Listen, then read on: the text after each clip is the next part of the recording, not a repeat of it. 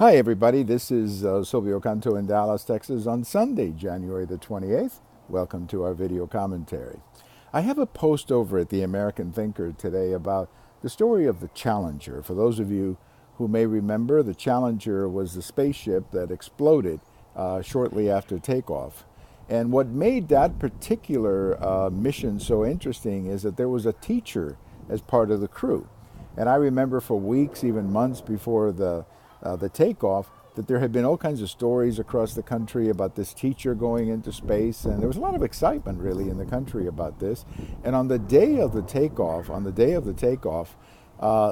millions of kids across the country were actually watching it. It was a remarkable morning. There were all kinds of news reports and cameras all over the country with auditoriums of kids who were watching this.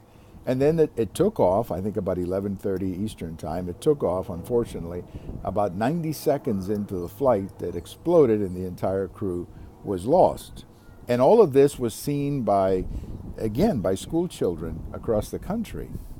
And it was a total shock. It's one of those things you just don't forget. And I remember hearing about it in the radio and then walking into a restaurant where I had an appointment.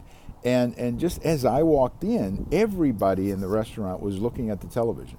And it was like a total shock, It was like everybody's face was total shock. And people were just frozen. I mean, nobody would say anything. Everybody kind of knew what they had just seen, what had just happened to the spaceship. And it was just a shock. I mean, I couldn't believe it. I couldn't believe it myself. Then, a few hours later, President Reagan, and that's what my post is about at the American Thinker, President Reagan spoke about this, and he spoke to the nation in what has to be certainly one of the great speeches made by a president. Now, usually when we hear from a president, of course, it's something important. It's about legislation or maybe a military action or something of historic or military or political importance.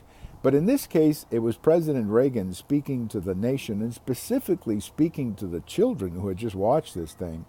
And almost in the role of a father, a grandfather, talking to the children and basically saying that sometimes we cannot explain when things like these happen, but we should remember the courage of these men and women who do these things, who go into space. And then, of course, President Reagan said, we will continue to travel into space to honor their memory. It was just an amazing speech, and I would recommend, if you have a chance, to check it out and see it, particularly if you don't remember, if you were not old enough to remember. Even if you were old enough to remember, you probably may not remember the speech. But it was just fascinating. It was President Reagan at his best. That is, speaking from the heart and communicating one-on-one with people. And it was just an absolutely great speech. So 32 years ago today, it's hard to believe 32 years have passed. But even 32 years later, I can still remember looking at that television in total shock, realizing what had just happened.